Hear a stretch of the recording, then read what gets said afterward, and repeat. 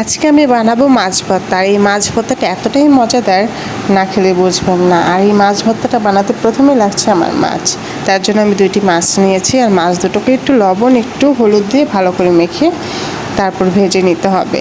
আর খুব হালকা আছে উল্টে পাল্টে একটু ভালো করে ভেজে নিতে হবে, যেন ভিতরটা কুক হয়ে যায় ভালোভাবে। ব্যাস, আমার তো মাছ ভাজা শেষ। এখন দিয়ে দিলাম কিছুটা পেঁয়াজ আর কিছুটা রসুন, সব কিছু একসাথে ভালো করে ভেজে নিব। ভাজা হয়ে গেলে উঠিয়ে নিব। ওঠানোর পরে আমি কয়েকটা শুকনো মরিচ আর কয়েকটা কাঁচা মরিচ দেবো। চেষ্টা করবেন 2 ধরনের মরিচ দেওয়ার জন্য, তাহলে ভর্তার টেস্টটা ভালো আসে। তারপর আমি সব কিছু একসাথে পাটায় বেটে নিব। তো আমার বাটা শেষ। এখন মাছের কাঁটাগুলো ভালো করে ছাড়িয়ে নিব। ছাড়িয়ে সব কিছু একসাথে ভালো করে মিক্স করে বেটে নিব। এই তো দেখতে পাচ্ছেন আমি খুব ভালোভাবেই কাঁটাগুলো বেছে নিয়েছি, আর একটু আধা বাটা করে বেটে নিব। বাটা শেষে সামান্য একটু সরিষার তেল দিয়ে ভালো করে মিশিয়ে নিতে হবে। মেশানো শেষে একটি বাটিতে তুলে নিব। এই তো আমার বানানো শেষ। আল্লাহ।